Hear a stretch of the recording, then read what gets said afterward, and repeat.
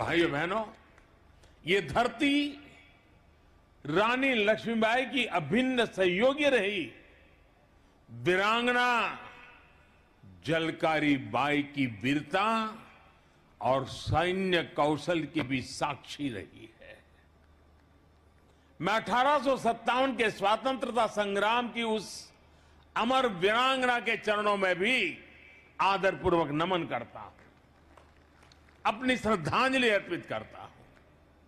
मैं नमन करता हूं इस धरती से भारतीय शौर्य और संस्कृति की अमर गाथाएं लिखने वाले चंदेलों, बुंदेलों को, जिन्होंने भारत की वीरता का लोहा मनवाया। मैं नमन करता हूं बुंदेलखंड के गौरव उन वीर आल्हा उदल को, जो आज भी मातृभूमि की रक्षा के लिए त्याग और बलिदान के प्रतीक है। ऐसे कितने ही अमर सेनानी, महान क्रांतिकारी, युग नायक और युग नायिकाएं रही हैं, जिनका इस झांसी से विशेष रिश्ता रहा है, जिन्होंने यहां से प्रेरणा पाई है। मैं उन सभी महान विभूतियों को भी आदरपूर्वक श्रद्धांजलि देता हूं। रानी लक्ष्मीबाई की सेना में उनके साथ लड़ने वाले, बलिदान देने वाले आप सब लोगों के ही तो पूर्वज थे। इस धरती की आप सब संतानों के माध्यम से मैं उन बलिदानियों को भी नमन करता हूं, वंदन करता हूं। साथियों, आज मैं झांसी के एक और सपूत मेजर ध्यानचंद जी का भी स्मरण करना चाहूंगा, जिन्होंने भारत के खेल जगत को दुनिया में पहचान दी।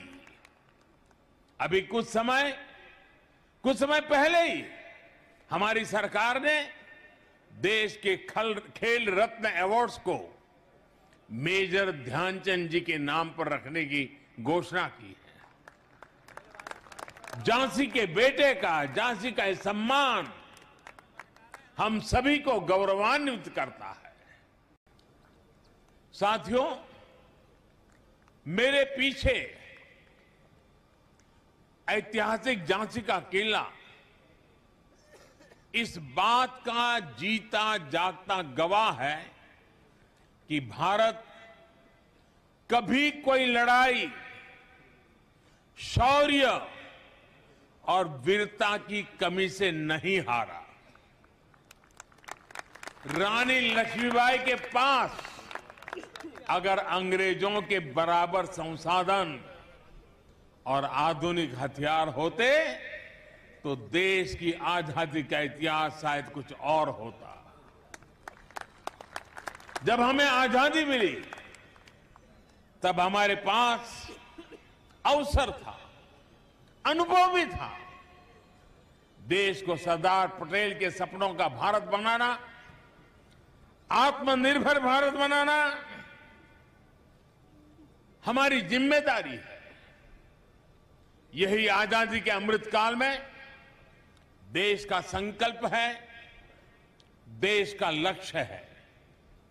और बुंदेलखंड में यूपी डिफेंस इंडस्ट्रियल कॉरिडोर इस अभियान में सारथी की भूमिका निभाने जा रहा है। जो बुंदेलखंड कभी भारत के शौर्य और साहस के लिए जाना जाता था, उसकी पहचान अब भारत के सामरिक सामर्थ्य के प्रमुख केंद्र के तौर पर भी होगी। बुंदेलखंड एक्सप्रेसवे इस क्षेत्र के विकास के लिए का एक्सप्रेस बनेगा, ये मेरे पर विश्वास कीजिए। आज यहां मिसाइल टेक्नोलॉजी से जुड़ी एक कंपनी का शिलान्यास हो रहा है। आने वाले समय में ऐसी कई और कंपनियां भी आएगी।